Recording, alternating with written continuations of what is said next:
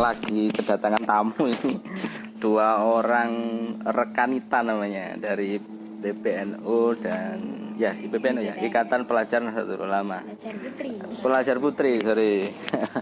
Nah, mungkin kita kebetulan temanya hari ini adalah tentang pelajar new normal. Tadi sudah kita hubungi juga Kepala Cabang Dinas Pendidikan Kabupaten dan Kota Pasuruan, Jawa Timur. Nah, ini kita mau ngobrol sih dengan teman-teman yang bergerak terutama dengan ikatan pelajar ya, katanya dengan pelajar ini bagaimana sebenarnya dilematika adik-adik kita, teman-teman kita yang berkaitan dengan pelajar terutama ketika proses daring ini seperti apa sih? Mungkin bisa diceritakan. Dina dulu, Dina Madania ini ketua PC IPBNU sama Urifah Fitria. Oh, Wakakaderisasian, pengkaderisasian. Terima kasih. Saya coba dulu ke Dina. Din, gimana sih Din ke pelajar dan new normal? Ini kan temanya kita pagi hari ini. Nah, gimana sih anak-anak kita, anak teman-teman kita yang saat ini menghadapi COVID, kayak paketan dan sebagainya, yang internetan gimana Din? Coba. Baik, terima kasih. Untuk pelajar saat ini, sebelum ke pelajar, ke internal di IPBNU sendiri, yang pasti ada banyak perubahan, terutama yang paling terdampak adalah bidang organisasi dan kaderisasi. Jadi banyak sekali kegiatan-kegiatan yang tertunda, entah itu pelantikan, kemudian upgrading dan lain sebagainya. Jadi banyak kegiatan yang tercancel. Kemudian kegiatan organisasi ya. Organisasi. Kemudian kegiatan kaderisasi terutama, jadi sudah banyak. Iya. Jadi sudah banyak list, teman-teman sudah ngisi list kaderisasi, sudah banyak permohonan masuk, akhirnya harus tercancel gitu. Kemudian kalau untuk teman-teman yang ada di komisariat, banyak sekali kesulitan gitu. Apalagi teman-teman yang dari pondok pesantren begitu, susah begitu. Gimana kan nggak kebiasaan untuk daring. Kalau teman-teman yang di sekolah umum mungkin terbiasa melakukan ini kegiatan daring, setidaknya mereka pembelajaran via WA begitu sudah terbiasa. Tapi teman-teman yang di pondok pesantren kesulitan gitu. Kemudian yang kedua masalah itu tadi yang katanya Pak Yogi, terkait paket data ya. Susah. Soalnya kalau biasanya mereka sekolah dapat uang saku, sekarang uang sakunya berkurang. Kemudian orang tuanya juga mungkin ada yang dirumahkan sehingga uang jajan juga berkurang. Jadi untuk paket datanya juga kesulitan. Kemudian kira-kira seperti itu. Ya, ada bayangan nggak? Mungkin Urifa nambahi. Kalau memang misalnya hari ini para pelajar harus menghadapi sesuatu yang namanya new normal. Nah, kira-kira berani nggak pelajar harus dengan kondisi yang seperti ini? Gimana sebagai aktivis pelajar juga? Kalau tadi Mbak Dina ngambil dari sisi internalnya organisasi kita, kalau saya lebih ke, karena saya juga guru madrasah jadi merasakan gimana luar biasanya dampak dari COVID ini. Yang pertama, ini kan ketika pandemi ini mulai ada di Indonesia itu pelajaran masih di tahap akhir. Jadi masih banyak pelajaran yang harus tertunda dan via daring. Dan kebanyakan misalnya dari 25 siswa saya saja, itu tidak semuanya punya HP. Ya, jadi ada beberapa anak yang tidak mempunyai handphone, dan kemudian mereka ada yang harus numpang ke tetangganya, ada yang harus rela setiap hari, karena pas pandemi juga ada kegiatan penilaian tengah semester, kemudian ada penilaian akhir sekolah juga, dan kemudian ada beberapa orang tua yang kurang mengerti tentang dampak dari COVID ini, jadi tidak terima, nggak usah via WA Pak, saya ke sekolah saja ambil soalnya setiap hari. Jadi ada yang seperti itu, dan kami juga memahami, dan kebetulan dari kami sebagai guru sendiri juga berusaha tidak mempersulit siswa di rumah. Jadi biasanya kalau dari butir soal saja, biasanya kalau kelas atas itu misalnya pilihan ganda 35, 10, kemudian isiannya 5, itu kita kurangi. Jadi 25 pilihan ganda saja seperti itu. Dan untuk penilaian, karena saya juga guru, itu tidak kita jadikan patokan utama untuk yang penilaian anak-anak dari belajar di rumah.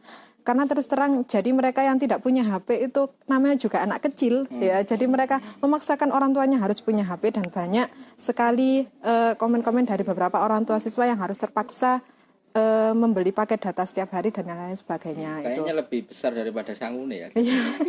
Iya, dan kemudian Yang kedua, pakai data 2000. yang kedua dari pandemi ini karena kita punya hashtag di rumah saja. Jadi itu tidak menutup kemungkinan memunculkan mindset pelajar untuk males-malesan lebih banyak rebahan. Jadi bisa ngerjakan soal sambil tiduran, kemudian apapun sambil tiduran, kebanyakan seperti itu. Jadi kita kalau mau apa-apa itu lebih banyak, kita sudah terpengaruh sama di rumah saja. Jadi kayak pemikiran juga kadang banyak yang terpatri untuk di rumah saja, seperti itu. Jadi kayak terbatasi gitu, Mas. Nah, saya tambah, kebetulan kan juga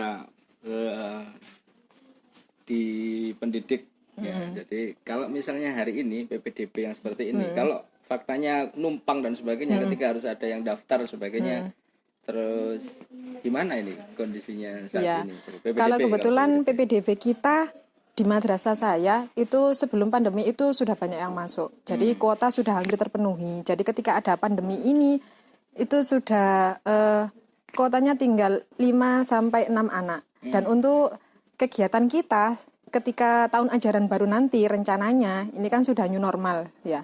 Nanti kita masih belum iya belum belum tapi rencananya di rapat terakhir kemarin sudah direncanakan kalau untuk PPDB kita nunggu instruksi dari atas dulu. Tapi kebetulan kalau untuk PPDB sendiri di madrasah kami itu sudah hampir terpenuhi sebelum pandemi ini ada gitu, Mas. Sudah mulai jalan ya? Iya, dari bulan itu. Nah, kalau misalnya ada usulan new normal. Iya. Nah, siswa harus shift dan sebagainya. Dina, gimana usulannya kalau misalnya, atau dengan daring ini ada enggak yang terdampak pada cara belajar kita, pelajar kita apalagi kita sebenarnya masuk 4.0 ya, harusnya sudah canggih sebenarnya. Siap atau tidak siap sih sebenarnya adik-adik pelajar ini? Kalau siap tidak siap, mau tidak mau karena keadaan harus siap. Nah, itu tadi harus sama-sama bagaimana sadar gitu. Orang tua juga harus tahu kalau ini kita tidak siap ya kita akan ketinggalan seperti itu. Kasihan anak-anak kita yang lama belajar di rumah tidak dapat apa-apa. Nah, mau tidak mau ya harus kita kejarkan seperti itu. Kemudian apa tadi? New normal. New normal. Kalau new normal gimana? Kayak di tempat sampaian dan sebagainya. Kira-kira memungkinkan enggak kalau misalnya harus shift, harus protokol kesehatan, infrastruktur ditambah gitu, gimana? Menurut saya mungkin, tapi itu tadi harus sama-sama tahu dan mungkin yang lebih berat kerjanya adalah gurunya karena sistemnya shift begitu. Nah, berat gurunya. Tapi mungkin juga bisa diwacanakan, misalkan sepekan, maksudnya jadi misalkan kelas berapa dan kelas berapa itu seminggu ini, kemudian seminggu kedepannya lagi kelas berapa gitu. Mungkin seperti itu. Ya, Urifa gimana? Ya, nambah ya. Kalau untuk new normal, kebetulan di daerah saya mulai minggu depan itu untuk pendidikan agamanya sudah aktif new normal, Mas. Jadi di beberapa TPQ Madin itu sudah kita mencoba dulu untuk new normal karena kita mau menghalang-halangi masuk ngaji. Kenyataannya itu di desa saya miniatur trek-trekan itu banyak Mas, ya, kegiatan seperti itu. Jadi saya kurang paham itu sama orang-orang sebenarnya. Mereka miniaturan mau tapi masuk ngaji kok nggak mau gitu loh. Jadi kita mencoba new normal, kebetulan sudah mulai minggu depan, Rabu depan itu kita bagi 3 shift memang. Jadi yang biasanya hanya 1 shift, semua kelas masuk itu kita bagi 3 shift. Jadi mulai jam 14.00 berakhir sampai habis Isya. Itu masuk 3 golongan. Dan tetap dengan protokol kesehatan. Jadi di TPQ Madin masing-masing itu sudah disediakan tempat cuci tangan yang insya Allah memadai. Kemudian santriwan-santriwatinya juga harus memakai masker. Dan kalau bicara menghadapi new normal, kita tidak ke pelajar dulu. Gurunya saja kadang pakai masker itu bot-bot Mas ya. Maksudnya mereka belum terbiasa gitu loh bicara. Hari ini kita nggak pakai masker. Iya. Kita sendiri harusnya itu harus membiasakan memakai masker dulu seperti itu. Artinya kalau misalnya siswa ini nanti kudu wajib pakai masker, kita juga kita kan kebiasaan hanya di jalan saja, nyampe tempat langsung dilepas. Harusnya kan kalau bisa itu kan meskipun kita berbicara apalagi dari bepergian tetap menggunakan masker harusnya Mas ya. Tapi lillahi ta'ala lah kalau orang-orang, kalau kebanyakan mindsetnya teman-teman guru wes penyakit kok diingu, ya wes maskeran anu tok seperti itu kebanyakan Mas. Oke, terima kasih.